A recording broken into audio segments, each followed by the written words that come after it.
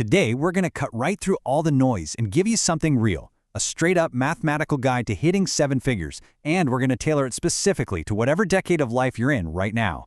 So why do most people never actually become millionaires? I mean, really think about it. It's not because they're not smart enough or not capable.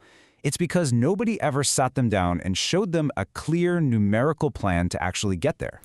You see, the secret to building wealth isn't some kind of lottery ticket or a crazy stroke of genius. It's a formula. It's just simple math, plain and simple. And today, we're going to lay out that exact formula for you. Okay, so everything, and I mean everything, boils down to these 3 things, the 3 pillars. You need a spending gap. That just means spending less than you earn. You need capital, which is the money from that gap. And then you need time for compounding to do its quiet, absolutely extraordinary work. These are the ingredients. They never change. All right, let's start with your 20s. If this is you, listen up.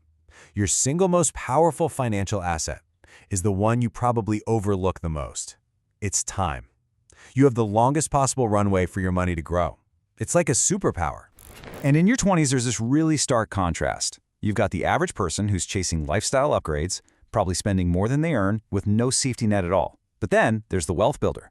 They're quietly funding an emergency cushion. They're automating small, consistent investments. You see, this is the season for building, not for showing off. And this right here, this is the very first hurdle where most people fall flat. It's kind of shocking, but 62% of Americans fail at the very first step of creating wealth, just spending less than they earn. They're basically out of the race before it even begins. So if you're 20 years old, starting today, what does it actually take? This, $95. That's it. $95 a month is the number to get you to $1 million by retirement. Why? Because time is doing almost all of the heavy lifting for you. But here's the catch. Look what happens if you wait. If you start at 25, that number nearly doubles to $184. By 29, it's over 300.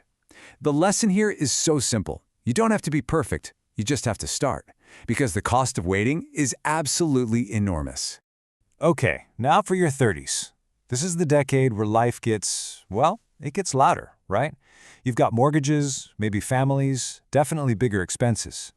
Financial discipline, it stops being this optional thing and becomes completely non-negotiable. And in this decade, 2 very different paths emerge. The average person, well, they're using debt as a tool for their lifestyle, buying too much car, too much house, and there's just no room left to save. Meanwhile, the wealth builder, they are laser focused on getting debt-free, keeping their fixed costs low, and really dialing up their savings rate to that 20–25% target. So what's the new hero number for a 30-year-old who's starting from zero? It's $340 a month. Yeah, it's more than in your 20s for sure, but with your income likely rising, this is still very, very achievable. You can see the urgency really starts to pick up in this decade.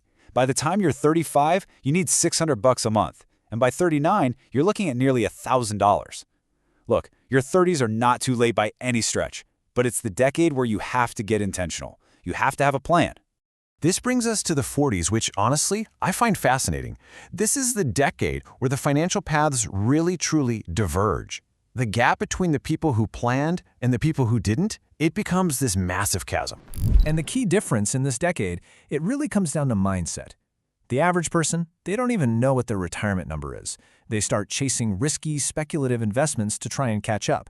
And they make this beautiful but financially dangerous mistake of funding their kids' college before their own retirement. The wealth builder, on the other hand, they know their exact position, and they secure their own oxygen mask first. Now, for a 40-year-old starting from scratch, the monthly savings number is now $1,000. And yeah, that's a serious commitment, but by this point in your career, your income should be rising to support that kind of goal. But hold on, let's pivot for a second. What if you haven't been starting from zero, right? What if you've actually been doing the right things all along? How do you know if you're on pace? What's the benchmark? This is the on-track number. If you're 40 and you have $136,000 saved up, you are mathematically on pace to become a millionaire without saving another single dollar. Your money is now doing the heavy lifting for you. And now we get to the 50s. And this is where the conversation, it gets a little harder, a little more direct, because this is the decade where the consequences of every single past decision become pretty much unavoidable. And here's the sobering reality for the average American. The median household in this age bracket has saved about $185,000. Now, that might sound like a decent number, but let's see what that actually means. That $185,000 generates just $7,400 a year in income. Let that sink in. That's not a retirement plan. For millions of people, that is a pending crisis. So here, the two paths split into two totally different retirements. The average person is panicking. They're carrying massive debt, and they're thinking about retiring from a job they can't stand. But the wealth builder? They have a disciplined, locked-in savings rate, they're focused on their health and purpose, and they're planning what they will retire to.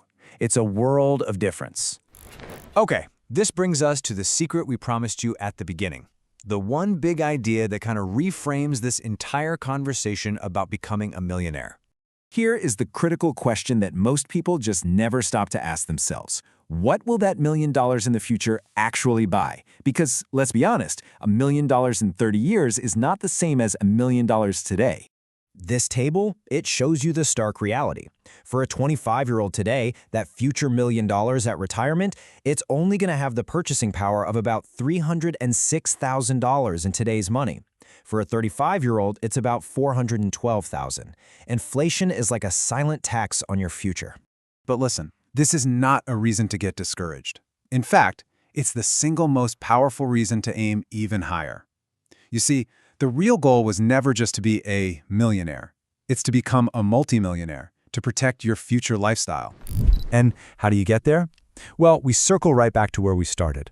The formula has never changed, and it never will. You spend less than you earn, you invest the difference, consistently, and you give it as much time as you possibly can. That's the game. That's it. So, we're going to leave you with this.